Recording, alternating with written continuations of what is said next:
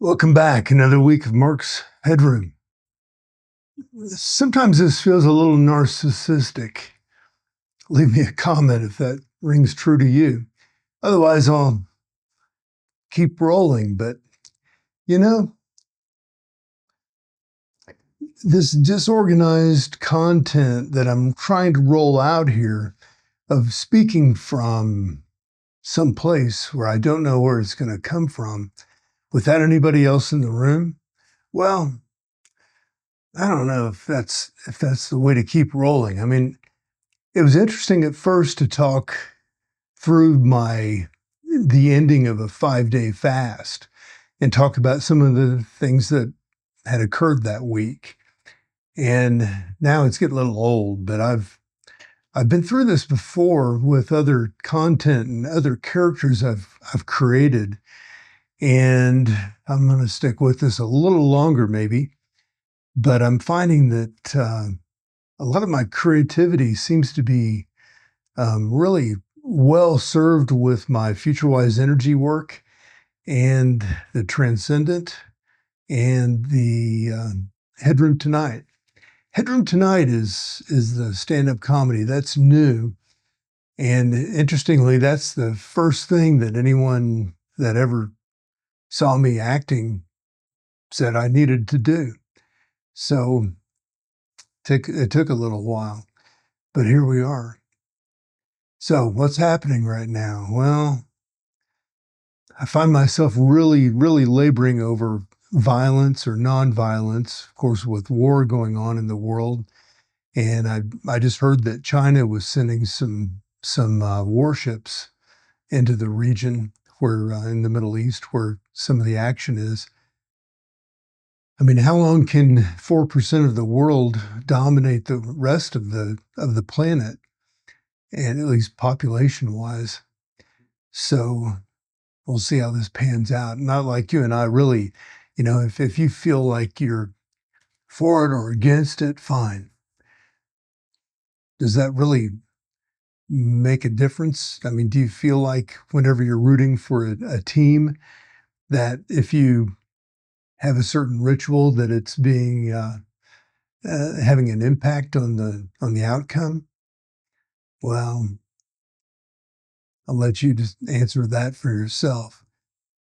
But I've had some interesting things happen this week with some other people that I have a lot of respect for, and two people in particular, three, actually four. It was interesting. There was one person that normally leads a group with a full voice that the pollen here, I guess, in Austin had kind of taken him out. So it was his leadership was by whisper for an hour. And it ended up being an incredible hour with some powerful insights, at least for me. So I appreciate that. And it's kind of interesting how nature works. But sometimes if you have a soft tone or you're limited in a certain way, it ends up manifesting in other ways. And then, there was someone in that group that had an incredible week, had felt God's hand in his life in multiple areas, and had really opened his eyes, so to speak, to what was happening in his life. And it was really incredible to be part of that unfolding and part of that process. And then another person made some comments that really struck a tone with me because I knew where he was coming from, and I knew there was an internal division, at war within him, and things that he was not ready to deal with, and was projecting that. And it's so fascinating to watch people unfold and have their trust in you, and continue to just be honest with you as to whether you like it or not, but you hear it and you feel it, and you can't help but get caught up in some of these mental constructs, the pain of it being this or that, which leads me to a new article that I just am getting ready to publish on Saturday, which is about the kingdom inside of you, and I even related trickle-down economics to trickle-down spirituality. So that's a kind of an interesting twist. And you can look for that on my website on roachcreative.com, and also on I think I'll put it on Substack, and of course on the Transcendent YouTube channel. So, if you like, and some people like to read, they like to stay stuck in their head, so to speak, and that's where people feel safe. Other people, I mean, I've always felt like, the complete message gets across better in this medium of speaking and capturing the expression, and maybe you can even capture some of the intent from a video and from the voice that, and you might even have the audio transcription running, so you could get all more than just one channel to render an engagement for yourself. So I find that communication interesting as to how people prefer to read or watch or participate. So anyway, that was an interesting article that just kind of came out on, this is Friday, so it came out yesterday. Just came out after I'd completed a workout, and just boom, my head was actually dead, and I just had this experience of flow, and I started dictating what ended up being a rather lengthy message. So I taped that yesterday, and we're going to release that on Saturday on YouTube and Substack and on Roach Creative, probably tonight. What else is going on? Another day or another week of fasting. I've increased my protein content during the feed during the 2 days that I eat, and I've gained 10 pounds of muscle, most of it in my legs, and I did that intentionally with some protein dietary shifts, some protein powders, some protein shakes that really helped me up the amount of muscle building that I can complete on this regimen. And so I have, but I still, gain a lot of water and lose it by maybe, we're talking maybe 20 to 25 pounds of water weight that is transferred over the course of the 5 days.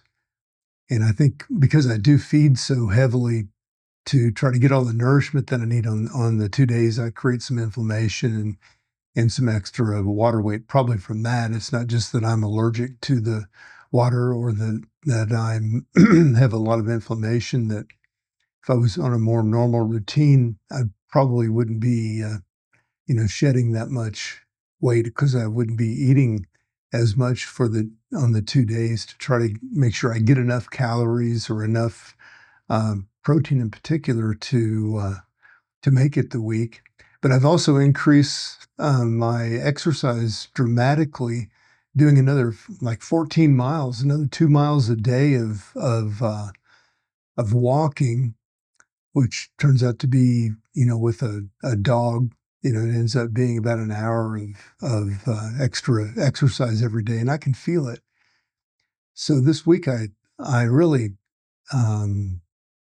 took myself down further than I expected. I think I'm going to have to tweak my protein intake a little bit more this weekend and kind of play around with that to make sure I've got enough stamina to make it through the week without getting too close to the edge.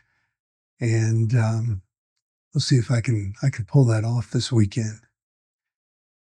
Well, this is March 6th, 2026, and we'll be watching all the world events.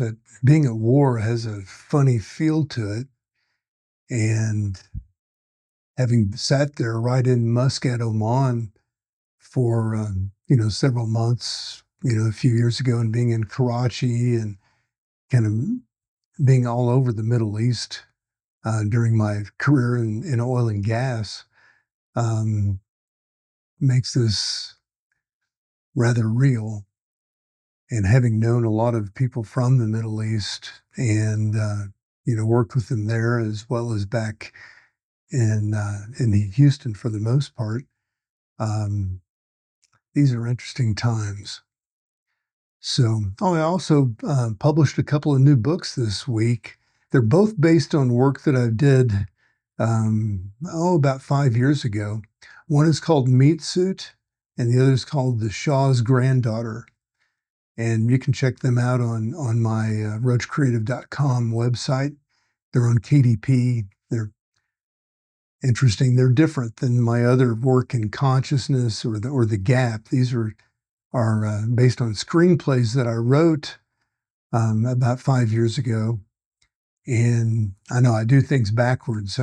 Most people, will write the novel and then it'll be adapted for a screenplay. In this case, I wrote the screenplays.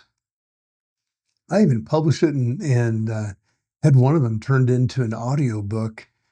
And not a lot came of that, but I felt like I needed to put it out there.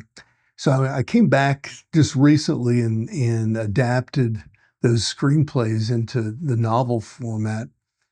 And with the advent of the activities in Iran right now, I thought that the Shah's granddaughter in particular would be kind of interesting to people because, um, I just find the Middle Eastern culture to be, extremely fascinating, and the people fascinating, and obviously all the politics and the tribes and the cultures over there are quite fascinating. And then you throw a bunch of money and billionaires into the mix, and it makes for a very interesting scenario that's playing out. And now that we're kind of teasing China with their energy needs, it's going to be fascinating to see what happens. I hope fascinating is the right word to use there, and I hope it is a peaceful week for all of us. Wishing you all the best.